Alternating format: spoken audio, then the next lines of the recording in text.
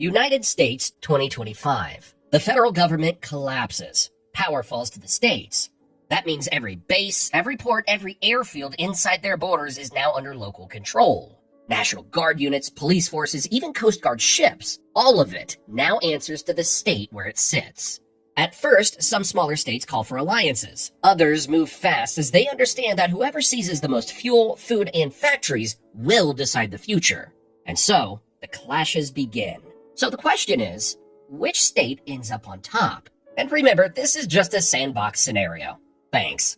On the West Coast, California rises as an immediate giant. San Diego alone homeports 3 aircraft carriers, a huge Marine Corps base, and a major slice of the Pacific Fleet. Washington adds Trident submarines at Naval Base Kitsap Bangor, and the Army and Air Force mass at Joint Base Lewis McChord. Oregon contributes airfields and guard brigades. Together, the coast inherits high-tech industry, major ports, and tens of thousands of active-duty troops. But there's a catch. Oil. California's Navy looks unbeatable. Until you remember fuel. Texas pumps over 10 times as much oil, and without imports, California's carriers and jets run dry fast. The South, by contrast, is swimming in fuel. Texas alone has the largest National Guard in the country, about 20,000 strong, plus 2 heavy Army divisions at Fort Hood and Fort Bliss. Dice Air Force Base gives them B-1 bombers, long-range strike aircraft able to reach across continents. Add Oklahoma, Louisiana, Georgia, Florida, the Carolinas, and Virginia, and suddenly the South controls the world's largest naval base at Norfolk, the 2nd Marine Division at Camp Lejeune, and Gulf refineries that keep jets and tanks roaring. On paper, the Southern Coalition looks unstoppable. The Midwest starts smaller but sits on critical assets. Whiteman Air Force Base in Missouri flies B-2 stealth bombers. Lima, Ohio keeps the Abrams line rolling, while Detroit retools for trucks, armor kits, and components. And most importantly, this region feeds the rest of the country. Iowa, Kansas, Illinois, and Nebraska control America's corn and wheat. The Midwest may not start with the biggest army, but it can feed one forever. The Northeast holds important pieces too. New York has the 10th Mountain Division and attack drones in its guard. Vermont's Guard flies F-35 stealth fighters. Connecticut has the submarine base at Groton. But the region has almost no oil, little farmland, and no way to sustain a long war. Their only hope is forming alliances, or defending their cities with sheer stubbornness. As for the small population states, Wyoming, despite its size, Delaware, Rhode Island, they risk getting absorbed in days. Within the first week, the country condenses into 4 megablocks. The West Coast Federation, California, Oregon, Washington, joined by Nevada, Colorado, and New Mexico. They know they need each other to hold the Pacific and counter Texas's power. The Southern Coalition. Texas pulls together Oklahoma, Arkansas, Louisiana, Mississippi, Alabama, Georgia, Florida, the Carolinas, and Virginia. The Midwest Union.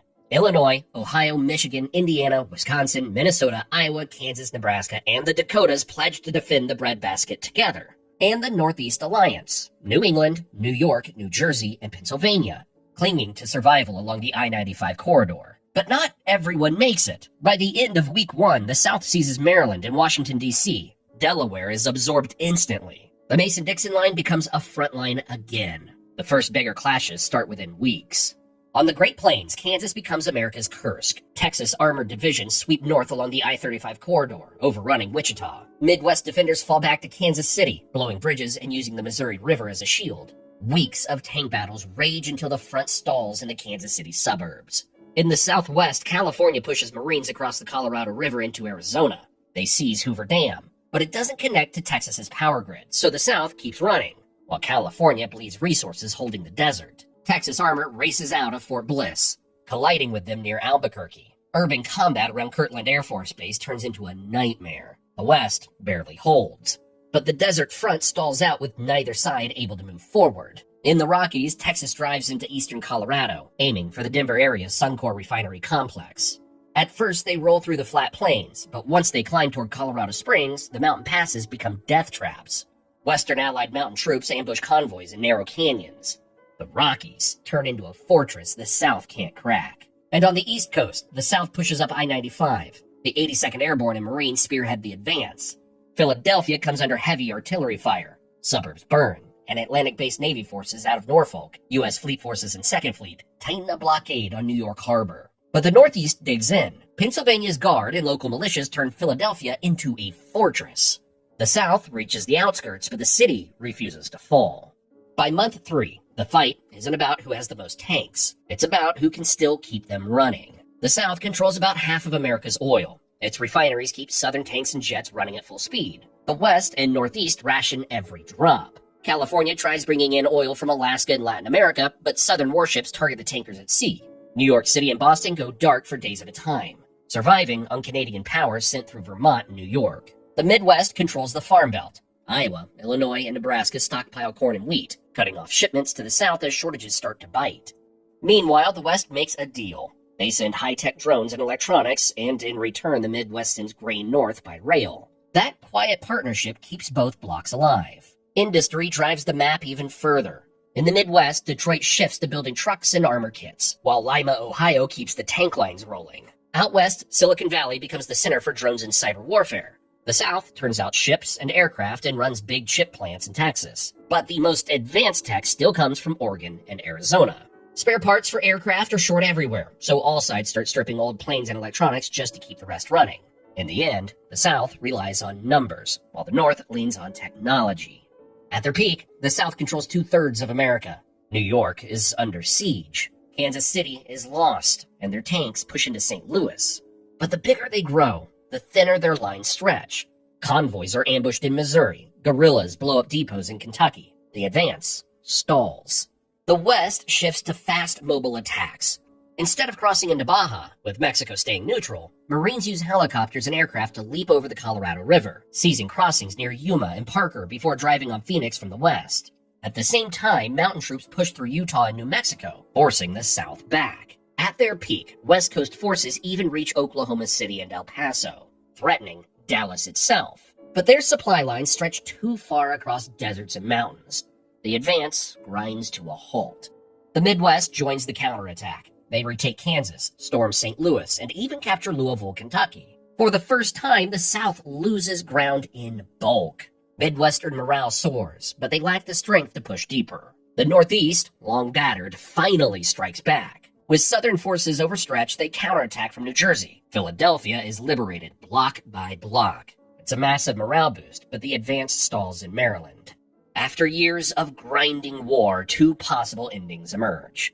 The first, and most likely, is a Southern victory. Even battered, the South still holds the oil, the refineries, and the population pool. The West and Midwest alliance cracks under pressure. Midwestern states, sick of destruction, sign a ceasefire with the South in exchange for autonomy and trade. California is isolated, cut off from food and fuel. The South masses its armies, smashing through the desert into Los Angeles and the Central Valley. Once California falls, the rest of the West surrenders.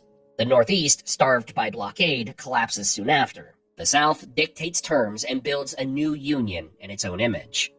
There is, however, one alternative. If the West, Midwest, and Northeast manage to unite under one command, they could still win.